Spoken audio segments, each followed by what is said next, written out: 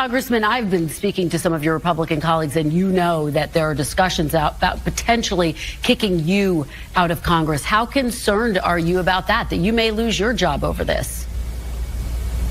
Well, the voters of Florida's 1st Congressional District sent me here with about 70% of the vote. So I think that anyone trying to kick me out of Congress because they didn't like me would have a bone to pick with them. But think about what we're saying. I'm the guy saying we need a budget, that we need to follow the Budget Control Act of 1974. And because merely I wanted to hold Kevin McCarthy to his own word that he would follow the law. If you lose your job, is it worth it? If you lose your job, will it be worth it?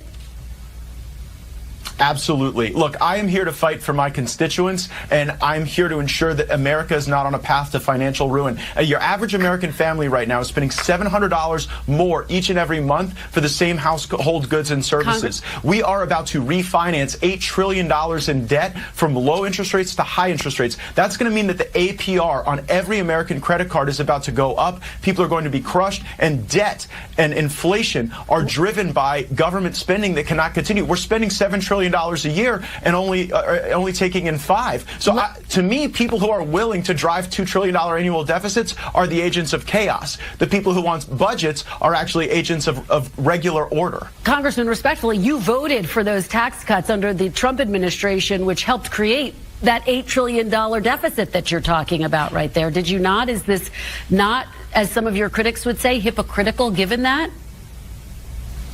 No, I voted against 10 continuing resolutions. But you voted for the tax cuts. And I actually voted against the budget that created the platform for the reconciliation of those tax cuts because it didn't balance. I agreed with Senator Rand Paul at the time that we should do the tax cuts with offsets and balanced budgets. There is a key distinction, though. In the Trump years, the economy was growing. Wages were growing. Capital was coming back to our country. GDP was growing at a far faster rate than it is now. So it's different when the economy is growing and people are doing better. Now there's more debt, more inflation. There's no plan. People are doing worse, and that's why I think we need a better track.